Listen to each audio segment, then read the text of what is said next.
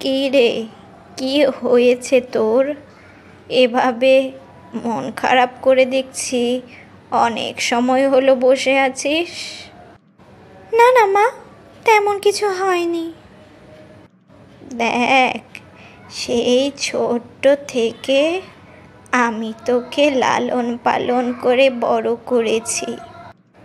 সন্তানের যদি কোনো একটা বিষয়ে মন খারাপ থাকে, সবার আগে সেটা মা বুঝতে পারে। এবার ঝটপট বলে ফেল দেখি, কি হয়েছে?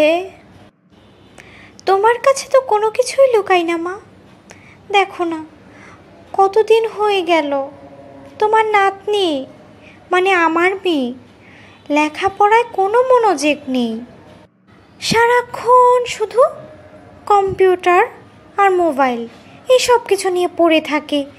আচ্ছা, এখন যদি লেখাপড়া না করে সামনে পরীক্ষা দিবে কিভাবে? ভালো রেজাল্ট আশা করা যায় ওর কাছ থেকে, বলো? ও, এই ব্যাপার। আচ্ছা ঠিক আছে, এটা আমি দেখছি। তা বাদরটা কই আছে এখন? কই আর থাকবে মা, সেই কম্পিউটার টেবিলে বসে আছে। কত করে বললাম আয় একসাথে খাই, না সে খাবে না। আমার কোনো কথাই শোনে না ও। কম্পিউটার টেবিলে বসে বসে এখন কম্পিউটার টেপাচ্ছে। আচ্ছা ঠিক আছে, ঠিক আছে, এত উত্তেজিত হোস না, আমি দেখছি কি করা যায়। হ্যাঁ যাও, তাই করো, গিয়ে দেখো কি করা যায়। ও কম্পিউটার টেবিলে বসে আছে। হ্যাঁ হ্যাঁ, আমি এই তো শ্যুট করছি। তুই একটা কাজ কর, তুই হচ্ছে ওপাশ থেকে শ্যুট কর, আবার আমাকে আমাকে মারিস না।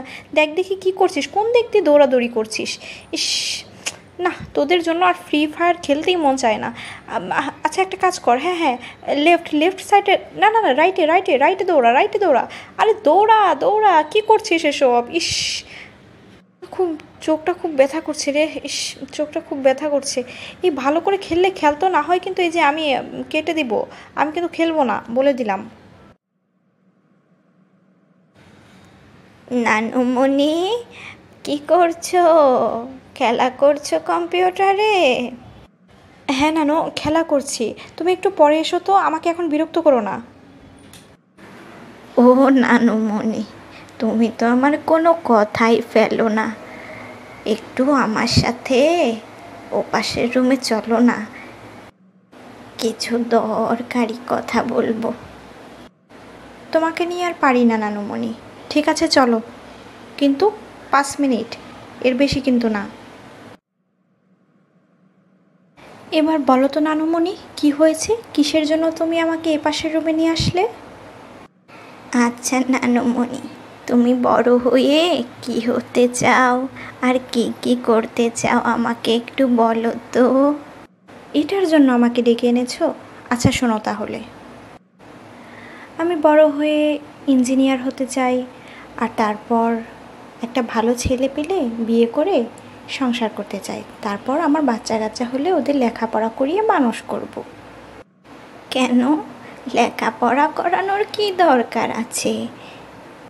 ও মা, লেখাপড়া না করলে কি সমাজে দাম পাওয়া যাবে নাকি নানুমণি? কি বলছো তুমি এসব? লেখাপড়া ছাড়া তো কারো কোনো মূল্যই নেই। এটা যদি তুমি বুঝেই থাকো, তাহলে তুমি কেন লেখাপড়া করো না? কেন তোমার মায়ের কথা শোনো না? আর 1 সপ্তাহ পর তোমার পরীক্ষা। পরীক্ষায় ভালো রেজাল্ট না করলে তুমি কি সমাজে দাম পাবে? হ্যাঁ নানুমণি, তুমি তো একদম ঠিক কথা বলেছ। আমি তো কখনো এভাবে ভেবে দেখিনি। আমরা সব সময় অন্যের ভালোই চাই, কিন্তু নিজের ভালো কিসে হবে সেটাই বুঝতে চাই না।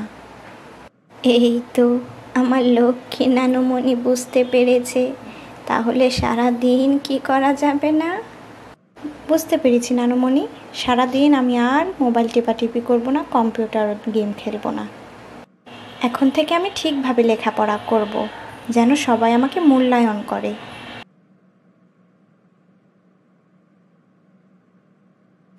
আমার লক্ষ্মী নাতনি, এই তো কি সুন্দর বুঝদারের মতো বুঝে গেছে।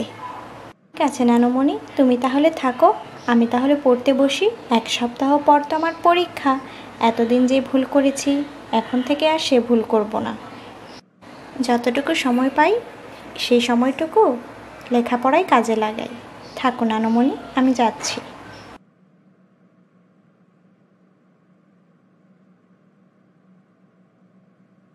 Thanks for watching my videos. Please like, comment, share and subscribe.